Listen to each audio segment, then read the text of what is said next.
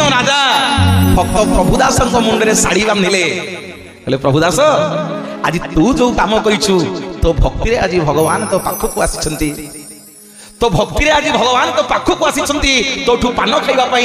कहलु कहलु केमितिया पान तू भगवान को दऊ ना मु प्रभु प्रत्येक दिन भगवान को बिड़िया पान दिए खाइबा से दिन ठू राजा घोषणा कले जे महाप्रभुंकर जेते थर भोग लगी हम महाप्रभु सबुदिन समस्ते 2 खंड लाखे बिड़िया पान खाइबे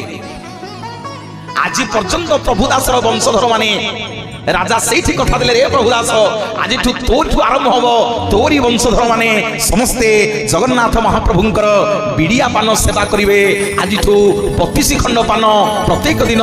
जगन्नाथ बलभद्र सुभद्रा और सुदर्शन बड़देउल प्रत्येक दिन खाती बोलिए जगतरनाथ जगन्नाथ भगवान की जय। सखी।